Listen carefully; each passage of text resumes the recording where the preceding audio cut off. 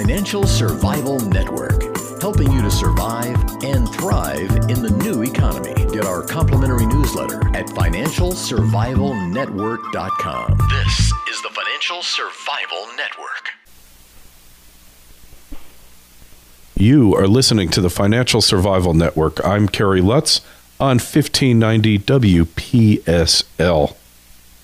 So if you think the country's going down the tubes, if you don't know what to do, and you're really concerned, well, there's a way that you can be happy.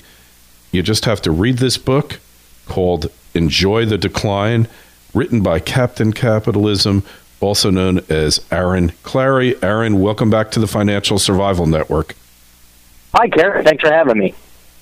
And we talked before about this. I hadn't read the book. I've read most of the book now. And it seems to me that the crux of your book is that regardless if your country is booming or it's going down the tubes, you shouldn't let that be an obstacle to your personal fulfillment and happiness. Am I right there? Yes, that is pretty much the underlying principle and tenet of the book. And it seems to me, though, it's easier said than done, isn't it? It is, especially given that as humans, you know, if you're a kid, you have that blissful unawareness of the financial problems. You don't watch the daytime news, things like that. But as you get older and you're an adult, not to mention you invest a lot of your time in school, college, training, whatever, and you base your decisions on kind of a set of not just codified laws, but social laws like, yes, we're going to work hard. Yes, there's shame in collecting welfare. There's shame in being a parasite on society. By that time, not only have you invested so much of your time, resources, and finances in it, you're psychologically conditioned to be wedded or to cheer on that particular country that you're in. And then when all of a sudden the rules of the country change or the outlook of the country changes, it's really hard to psychologically disengage yourself from that construct, from that structure. And it takes some doing, and then mostly, certainly will result in depression because you start to wonder, okay, what do I do next? There is no clear guidance. The previous rules of the previous generation or previous era no longer apply. So, it's very hard to do that. And speaking of that, you encourage people basically to become wards or dependents of the state. Correct. Now, that really is a paradigm shift. If you're a productive person who's sworn off government assistance your whole life and you've decided to be independent and you're going to go your own way, all of a sudden to change that and become a dependent, to become a parasite, that's a tough thing to do, isn't it? It's hard, and it's an instance of me calling the kettle black. I even started to look into, one chapter of it is totally dedicated towards resources of government support and government financing. And I've looked into it, and even I can't get myself to pull the trigger, in part because I still have that nagging leftover psychology of independence. But then also it takes a lot of work. You got to fill out paperwork. You got to go there. You got to prove this. You got to prove that. And in the end, I'm even going to probably write a post about this. If people put half the effort into finding a job and getting the skills and qualifying and working that they do to collect government employment or government money, they'd probably have a job. It's a lot of work and labor that goes into it. So, but yes, it's a night and day. It's 180 degree, especially if you're pride yourself on independence. I know a lot of men and women do. But you have to understand, government spending as a percentage of GDP has gone from roughly 3% back in like 1901 to 40% today. It's almost impossible to not receive government subsidy or government help throughout the course of your life. And it's almost forced upon you in the instance of, say, like Social Security, Medicare, Medicaid, things like that. But to quote Ayn Rand, and I quote her in the beginning of the chapter, basically you punish yourself twice if you pay the taxes but then refuse out of pride to take government assistance because you're just merely supporting the looters for saving face. That's about it. Hey, and this is difficult for you to really to do this because Yeah, on the one hand, yeah, if you don't take what's given to you, a few crumbs of the pie that they've taken from you, then you're just hurting yourself.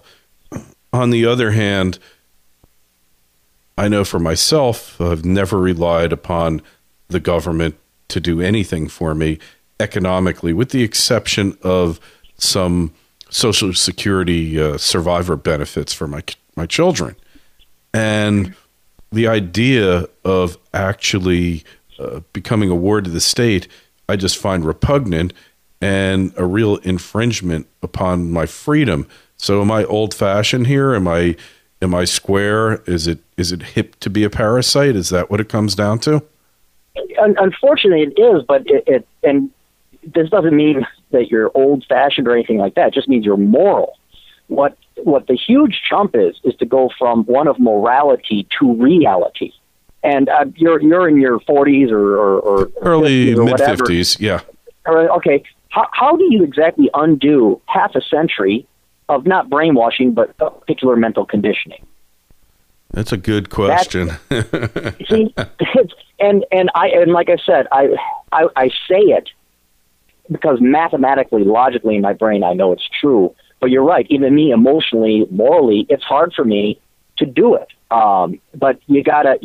What really helps is look at the federal budget, look at the state budget, and look at how much of your money goes to other people. And then what it becomes one is a very Machiavellian, logical, unemotional, amoral, not bad, not evil, but absent of moral decision that you have to make. Hey, and it's so interesting. Your book appeals to me on so many different levels. And hey, just give your website out now so you can get it.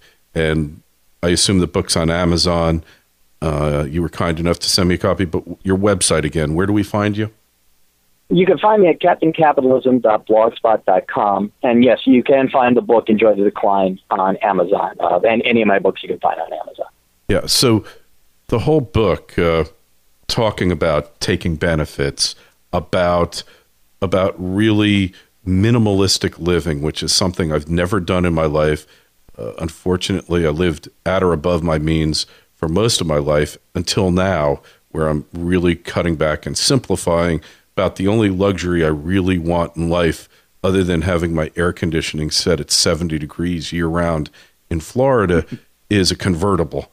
And minimalism, go into that, because we're born wanting more, wanting to improve your lot, wanting to better your family, your economic plight, and yet your thing is want less, buy less, take less, and you'll need less, from which the government, the parasites, can steal from you. Correct. What it boils down to is that, take, for example, Bill Gates. I have a better idea. Steve Jobs. Let's look at Steve Jobs. He was a billionaire, had all this money in the world. What did he have a sad amount, a shortage of? Yeah, time, basically. Time, right. And no matter what people tell you, the only currency any human ever really has, be it a Bill Gates or you or a me, is a certain amount of time on this planet.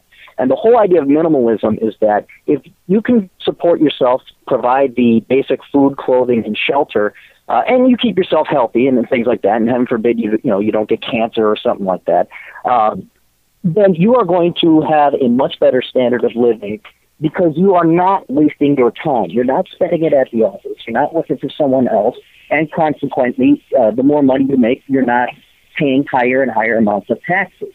And so what the minimalism approach does is basically says, all right, what do I need? What do I really need to support myself in life? And then you dedicate the rest of your time towards having fun and enjoying life. And yes, I don't want to make it sound like you live in poverty. Certainly that's not what it is. But for example, you mentioned the convertible. A great thing that I've always done. Convertibles are expensive. They're somewhat impractical. But you don't need a convertible every day. However, you can rent a convertible on beautiful days at a fraction of the cost, but still get the majority of the benefits. Another example very similar to that, I like motorcycle riding. I have a crotch rocket. Crotch rockets do not make long-distance journeys very easy. or However, comfortable. this summer, yeah, well, I've done it, but it's a pain in the butt, literally. I rented a cruiser bike for the summer where I'm going to take 2 weeks. I'm going to do the Canadian Rockies, go up to British Columbia and back through Idaho, Montana, Glacier National Park. But that's only going to send me back $3,000 instead of what a brand new or purchasing a new motorcycle, which would be about $10,000. Mm-hmm. So there's ways to do it, and it's not terribly hard. It really is a mindset or psychology to adapt and adjust yourself to getting by on as little as possible. And yeah, I agree with you. Although I'm in Florida, and Florida is one of those places where you really can live really well with a convertible year-round, as long as you don't have too many people that you need to put in the back seat. And minimalistic living, it's a relative concept. And you're not saying, Dalai Lama, live in poverty. Poverty is wonderful. You'll be closer to God if you live in poverty. That's not what you're really talking about here. No, what I'm talking about, but and not to cite me, but I only know how minimalism works on the individual basis myself. But I only have one fork, one bowl, one spoon, one plate, et cetera, et cetera. It takes as very little room as possible. I have a futon that serves as my bed and my couch. I can fit all my stuff in one room, and then I can go ahead and rent out the other room to a roommate and make money. Then this also frees me up that I can pretty much go wherever I want, move whenever I want. So there's other benefits or economies to scale that occur when you have very little assets, only what you need to survive, most of which comes in the form of less rent or less mortgage for a house to store it in, and not to mention freedom, where it's like, I'm calling you from the Florida Orlando International Airport because I just spent a week with my buddy and we flew around the Caribbean. It was great, and the only reason I could do it because I don't have a lot of stuff. I don't have a house payment. I don't have a car payment. I don't have student loans, things like that.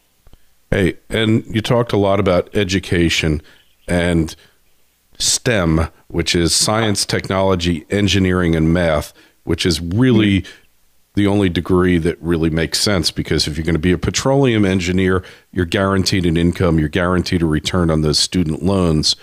But if you're going to be an art history major, an English major, or women's studies or human studies, then you're really getting into a specious major that's not going to support you. Right, and what's worse is you're crippling yourself financially. I don't know why people have an emotional attachment to this, especially these younger kids. They're asked to drop anywhere between $50,000 to $150,000 4 years of their youth, essentially on an amount of money that's equivalent to a mortgage on a house, and then they're going to be told or lied about the expected rate of return. Like, oh, yeah, don't worry about it. Follow your heart and the money will follow. You follow your dreams. Well, no. You don't pay $150,000 to follow your dreams. If you're forking over that kind of money, you need to treat it like an investment, and you need a rate of return that's going to pay off. And unfortunately, with a lot of these liberal arts degrees, the return just isn't there. And on top of it, you can learn that stuff at the library or on the internet for free and still have the exact same employment prospects, but not be $150,000 in debt.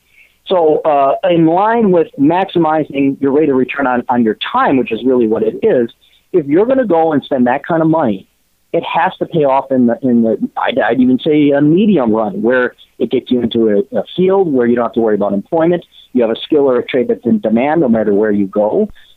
So you don't have to worry about paying off those student loans. Those are nipped in the bud real quick. And then your hourly wage that you can command is much higher, than leaving you with two options. Either you make a lot of money, you work a lot, and you're going to pay more in taxes, or you can say, you know what? I can work. I got a buddy. He telnets in. He's a computer networker. He charges $300 an hour, and he only works about 2 to 3 hours a week because he doesn't want to work. But he can do that. So it's either money or leisure. In either case, when you go to college, you got to make sure that that's going to provide a rate of return and help you in the future, not hinder you. Hey, and really, that's what it comes down to, because that college debt, that student loan debt, you never get it discharged in bankruptcy. It's with you for life, and there's absolutely no getting away from it. They'll be seizing your tax refunds for the rest of your life if you don't pay it. And let's face it, this is a really disconcerting thing. We're over $1 trillion in student loan debt in the U.S., more than credit cards, and really there's no addressing it. And the other thing that the student loan debt bubble has done is that it's really allowed colleges total pricing freedom. They're able to jack up rates way, way, way above inflation. I mean, Aaron, I looked to see how much my college education would cost, and I went to a okay college, Pace University, top 250 colleges in the country. And back then I was paying $3,000 a year in tuition. Now it's $37,500 or $35,000 a year. It went up 11-fold in 30 years. Law school, I was paying $4,500, and now it's close to $50,000. It's gone up 11-fold in 25 years or 27 years. That is mind-boggling, and that's what debt does. So one of your tenets, roundabout way of saying, is that you really don't want to take on debt unless you're assured of a return on it, right? Absolutely. I mean, why else would you fork over $25,000? Not 25 or law school, heck, 100, 150, 200,000 in some cases. It's not a math problem. It's not a finance problem. It's not an accounting problem. It's a psychological problem and a sociological problem where we brainwash these kids to all go to college, which in fact, supply and demand, you have an increase in demand that's going to drive up price. To resolve this issue, we really need to educate and change the brainwashing or undo the brainwashing these kids have. Because a lot of times these kids, they view college not as an opportunity to go and improve their skill set. They view it as a rite of passage, like they're entitled to the college experience. Well, for $25,000, you can go to Europe for a year and have a heck of a better experience, drink a lot more booze, and kiss a lot more girls than if you go to college. So you got to really put things in context. Yeah, absolutely. So, and the other thing is, you could conceivably go to Europe and get a much cheaper education, college education, and arguably better overseas than you can get here. And there's so many different ways now, Aaron, to get a degree. Start out in community college, do 2 years there, see if you're cut out for college, because this whole thing of the college dream, the American dream, being going to college, get a degree, buy a house, and all that stuff, it just isn't true anymore. And hey, one other thing, your feelings about home ownership, you were pretty vocal about that in the book. Right. Home ownership can work for some people if you have the stability, like you're going to be employed in this area for a long time, you really like that area, you're going to have a family, or if you're just a single person, you're going to get that condo, so you don't need a house. So you really got to be in love with the place and found where you want to set up your corporate headquarters, your personal headquarters. Otherwise, owning a home, it's a responsibility. I've owned 2 homes in my life, and truthfully, it wasn't worth it. I was brainwashed into the responsible, get housing, don't pay rent, and there certainly is that element. But it really locks you down. And if you're going to leave, you got to rent it out, and you got to deal with landlord issues and tenant checks and damaged properties and drama and 23-year-old college girls who can't change a light bulb and call you at 3 a.m. because they don't know how to change a light bulb. So it's not for everybody, and I would certainly say unless you have a family or you have yourself a compelling reason, or you're in love with the place that you want, you found the place you want to live, there's really no reason to own property. Rent instead. It's a lot easier, especially if you have very little assets and you don't need a place to store them. Right. And finally, you mentioned perhaps becoming a government employee. I mean, that one really is hard to swallow for me. I know it's even worse than being a parasite, being a government employee. I mean, there's just no shame. You're like at the top of the food chain there, boy. But again, you have to say, look, why am I busting my butt off? Like my buddy, and I think I mentioned in a book, my buddy, he's my realtor. He worked his butt off. He tried really hard, and he says, you know what? And he's almost 50. He says, if I had just become a school teacher, do you know how much further along and better off I'd be? He'd have a pension, he'd have a 403B or a 457, he'd have reliable employment, nearly practically impossible for him to get fired. why knock yourself out? And yes, there is that morality. Yes, there is I really get paid to do nothing. But take the morality out of it. Take the pride out of it and say, okay, a perfect example is the military. Do we shun and mock and ridicule our boys and girls in the military? We don't, because they're putting their lives at risk, but at the same time, they get a ton of benefits. They get free food, clothing, shelter, health care, medicine, and education. If this is going to be offered to you, why try working hard as an engineer or a computer programmer or what have you, when you could go work for the State Department as a furniture arranger, which I know a girl who does that, and she gets benefits for arranging furniture. Yeah, lifetime health, generous pension, and all that good stuff, right? Yep. I mean, you can't beat that. So finally, if you're somebody, you're graduating from high school now, and you're wondering what to do with your life, what would you tell that person, Aaron? I'd tell them to read my book, Worthless, for the first part. But then, depending on their likes and interests, I would strongly recommend every boy and girl consider joining the military, because the military, first, no one really is going to take you seriously until you're about 35 or 40. All right? So you can be the smartest, most educated, and skilled person. If you are not got like a little bit of gray hairs coming in, you will never be challenged. You will be treated like all the other 22, 23-year-old graduates, which is basically a highly functional middle schooler by any employer. So it's not like you're missing out on any kind of career or advancement or opportunity. The military, however, will pay for your food, clothing, shelter, healthcare, et cetera, and they will give you stuff to do. If you want to, go the extra mile, the military is more than happy to give you interesting work. Some of it may, of course, be dangerous. That's the downside. But the military is the only place I see for young people that is challenging. And then they will be more than happy to pay for your education. And also, by that time, if you knock out 5, maybe even 10 years in the military, you'll have a much better perspective as to what you want to do. And instead of wasting your time, and not necessarily your money because it's paid for, but instead of wasting your youth majoring in something you're never going to use, you'll actually major in something that you'll like. And then I'd also strongly recommend join at 18 and stay there until you're 38, because after 20 years, you get a pension. So that's what Aaron Clarey would have done had he known better. That's exactly what I would have done in the advice I give to young kids. Yeah, makes a lot of sense. If you're cut out to do that, obviously not everybody's cut out to go to college. Not everybody's cut out to be an entrepreneur and own their own business. And certainly not everybody is cut out to be in the military, because they tell you when to do everything, when to relieve yourself, when to wake up, when to go to sleep. And that's a little too regimented a life for a free spirit like myself. But also, if you if you want to be a lawyer and you want to get them to pay for it, you can get into the JAG.